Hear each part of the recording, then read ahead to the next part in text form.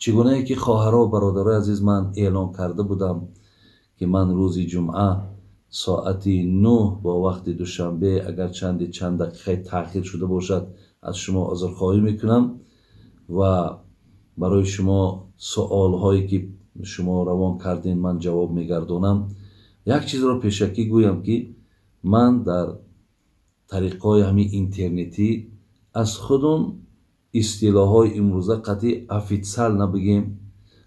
من یگان شبکه ندارم، من یگان کانالی ندارم. فقط همین گویم دادر ما فرزند ما آمدن و از ما خواهش کردن که یک چند همین برنامه های سوال و جواب هایی که خلاص مردم به همونها نیاز دارن شما اجازت دین که ما مقصد همین ها را از شما نوار گیریم و تا مردم از همین استفاده برند. من به همین بنده خدا رخصت دادم که میلش آمده مقصد من به سوال های شما جواب میگردانم تا برای من همون اجرش برای من همون ثوابش انشاءالله کفایت میکند. الای مهربان رازق است، خدای مهربان در ما تکیه داریم. الای مهربان خود گفتگی است و من یتقی لا یجعل له مخرجا. شما اگر خواهید که دستان پر شود، اگر شما خواهید که دسترخوانهاتان پر شود، اگر شما خواهید که پیش کس و ناکس متهم و محتاج نشوین، ترسی مرا پیشه بگیرین، از من بترسین.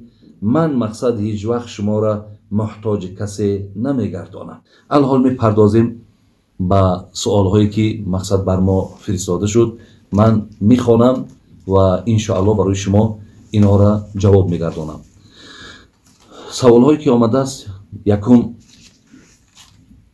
آیا در ماه رمضان زبنای پسته میگیم یا همون خمیرهایی که برای دندان ها میمالن یا اینکه مسواک زدن؟ من گذشته روزده گفته بودم که خدای مهربان گفته بود که بوی دهن روزدار برای من محبوب است از بوی مشک دیده. زین لحاظ مذهب خودمان همین خمیره بگیم یا همین زبنای پسته که مزه دارد، از جهت مزه داشتنش و استفاده بردنش در دوامی ساعتهایی که روز اجازت نیست. ما میتونیم که از قسم شب میتونیم مقصد وقتی دهان هامون بستیم همون زمان از همین خمیرها و از زبنای پست اگر استفاده بریم میشود. لیکن در دوام روز از مسواک که در خودمون بسیار این چیزا کم استفاده میبرند، از مسواک استفاده بردن اجازت است. فقط همون آب یا مزه‌ای که در داخل مسواک است او را ما باید تناول نکنیم، ما باید او را فرو نبریم، آبی او را مقصد بیرون اندازیم. لیکن برای اگر بسیار ناراحت باشیم که دهانمون بوی میکند، از همون مسواک چوب استفاده بریم اجازت است. دیگر سوالی که کردن گفتن مسئله همین سحر خورک، یعنی همین بسیار مهم است که ما سحر خیزیم. یعنی بسیاری آدمی هست که در قسم سحر خیستن برای مشکل است یا در سحر اشتها ندارد. آیا مقصد همین مهم است که ما سحر خورک کنیم؟ برادران عزیز و گرامی، پیامبر نازنین گفتن تسحروا فإن فی السحور برکه. شما سحر خورک بکنید زیرا در سحر خورک برکت ها هست. پیامبر نازنین گفتن که روزه ما از روزه اهل کتاب، یعنی مردمی که پیروی از تورات موسی و از انجیل عیسی میکنن، فرقش در همین سحر خورک است. ببین اونها از قسم شب میخیزن، ماها از قسم مثال بگیم پایانی شب که آورده به صبح میرساند. ما وقتی خوردن از این حالت است. زین لحاظ میگه فرق بین روزه ما و روزه اهل کتاب با خوردن همین سحر خورک است. از این لحاظ یعنی مقصد از این حدیث ها این است که ماها باید برای ثوابش، برای برکتش بگذار اگر یک پیاله آبم که باشد شما برای خاطر این بر وقت خیزین، خب سحر خیزی کنین. حتی در حدیث دیدم که کسی سحر بر وقت میخیزد خدا رزق او را باز زیاد میکند.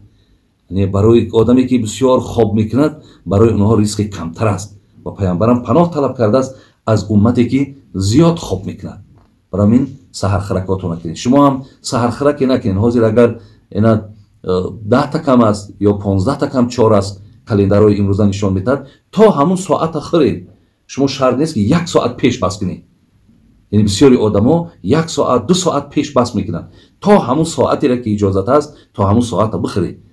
حتی در حدیث خواندم که خداوند میگه دوست میدارم بنده ای را که از قسم بیگاهی یعنی در اولی وقت، اگر اولی وقت امروز 7:10 باشد 7:20 باشد، در اولی وقت روزش بکشاید و تا آخری وقت از قسم سحر خوردنش دوام تید. گفت اینا محبوب ترین بندگان من هستند. بگذار ما از زمره همونها باشیم خواهرها و برادران عزیز.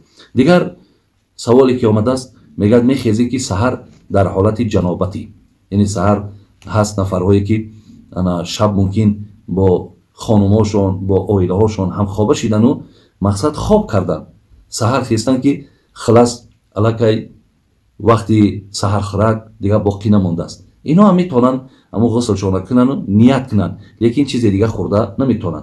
اگر به شرط خیستن که یک نیم ساعت هست، اگر غسل کنن وقتی خوردن ای دست میرود، اینجا در اون دست روشون شوین، خوراکشون بخورن، بعد خوراک غسل جنابتشون هم که کنن اجازت ای.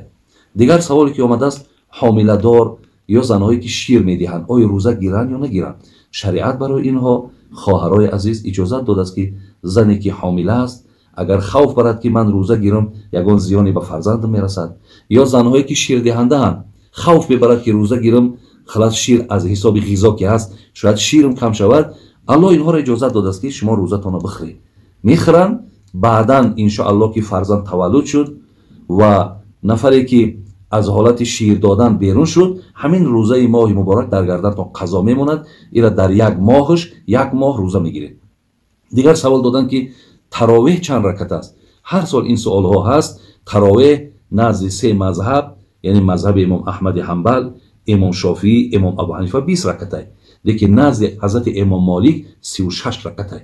زین لحاظ برادران و خواهرای عزیز، هر کسی که پیروی از مذهب حنفی دارد از 20 رکعت کم نخونه و هر دلیل ها و حجت هایی را که میارن هیچ کدام او مثل دلیل و حجتی که امام ابو حنیفه دارد، امام شافعی دارد، امام احمد حنبل دارد، هیچ دلیل اونها قوت و توانای این دلیل ندارد. حتی امروز اگر نگاه هم کنیم همون مکه همون مدینه هم 20 رکعت میخوانند. زین لحاظ از 20 رکعت خواهرها و دادرای عزیز نماز کم نخوانید. دیگر سوال آمده است که ناس و سیگارت آیا مقصد برای روزه یگان زیان دارد؟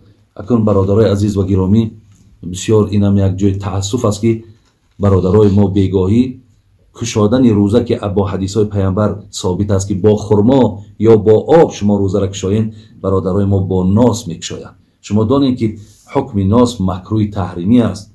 شما میدونید که پیامبر نازنین میگه کفا بالمرء اثما ان یزی من یقود، اگر یک سومه که من برای نفقه فرزندات میتونم تا اگر همون یک سومه در راه نادرست صرف کنی، یعنی خریدن ناز، خریدن سیگارت، این راه درست نیست.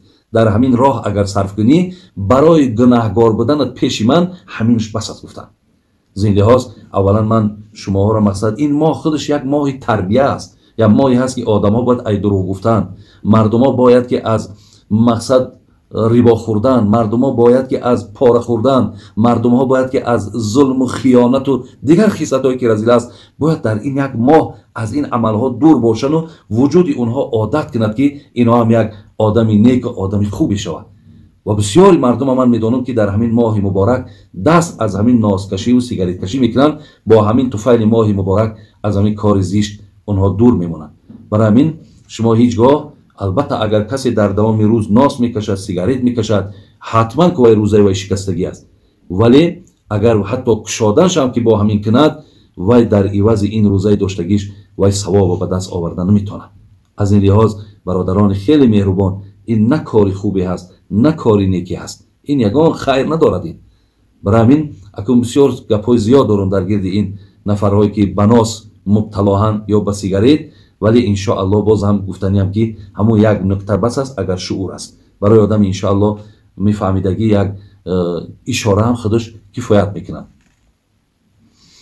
حتی بسیاری از داملاها مردم دلیل حجت میارن که میگن ناس کشیدی طهارت نمیشکنه یا از شکننده طهارت نیست. زین لحاظ من از برادرای داملا و اهل علم خواهشم همین است که مردم در این راه دلالت نکنید. مردم دلالت کنید که مسواک زنن تا دهنهاشون بوی نکنه و این حتی به دستی خودتان مقصد زیانی که به جسم خودتان میارین حتی لا ضرر و لا ضرار فی الاسلام، این شعار دین همیه، کسی را زلال نرسان و چیزی به تو ضرر میرسانه از او دور باش. ببینین آیا ناس به زیان نیست؟ آیا سیگارت به زیان نیست؟ برای همین شما حتی شعار دینتان هم شکستگین. من گمان میکنم همون داملهایی که اجازت میتن همونا خودشون ناسکشن. برای همین اونها یعنی خداشون در شریعت نه، شریعت در خودشون راست کردگین. از این لحاظ این مسئله نیست که کسی برای شما اجازت یکی مقصد زیانی ندارد، ضرری ندارد. دیگر گفتن که همین ماه رمضان 3 روز است، لیکن همیرا که روزای اساسیش نمیدانند برای همین ما 30 روز روزه میگیریم. این هم خطا هست، زیرا قرآن میگه شهر رمضان. شهر گفتم ماه رو میگن، یعنی ماه عبارت از 29 و از 30 روز میشود. زیرا قرآن میگه شهر رمضان 29 یا 30 روز باید شما روزه بگیرید. من گفته بودم که پیامبر 9 سال روزه گرفتن، به همین عمرشون تمام شدن، زیرا دوم هجرت ده با مدینه آمدن شونده الکی ماهی بگیم همین روزه بر او فرض گردید. 5 سال همین را 29 44 سال همین را مقصد 30 روزی گرفتن. به همین خاطر حتی همین کرده پیامبران برای ما درس است. لیکن پیش از آمدن حقیقتا روزه پیامبرمون میگه 3 روز روزه میگرفت، نه روزه های پیشتر همین خیلی بود. ولی از وقت قرآن آمد چیکارش کرد؟ ایرا 1 ماه